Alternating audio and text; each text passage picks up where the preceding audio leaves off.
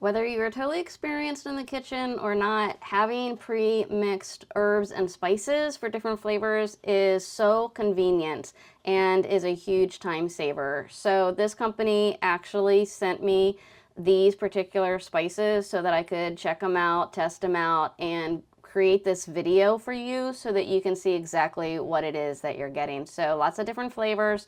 It comes in a sealed bag, which is nice. It preserves the freshness. So all you have to do is cut the top and then pour in the spices into the container.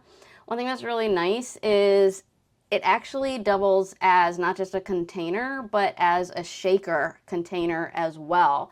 You just use it with the hole, which you can slide open to have it open or closed and use it to shake onto whatever it is that you're cooking. Another thing that is really nice is that it has a magnetic bottom, which is really convenient. I haven't seen this before.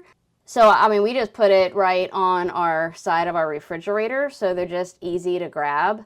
Lots of different flavors. I mean, so what I wanted to do was I wanted to use the Tuscany one. Really basic ingredients: basil, oregano, red pepper, garlic, green pepper, black pepper, fennel, rosemary. One thing to note is that it does not have any salt added to this, so for extra flavor you might want to add in your own salt according to your taste, and also spritz it with some olive oil or something.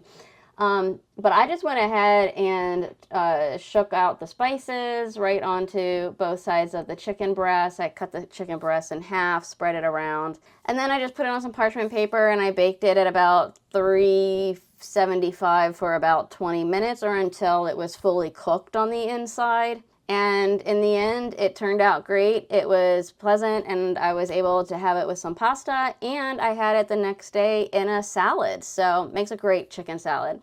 So I hope you found this video helpful.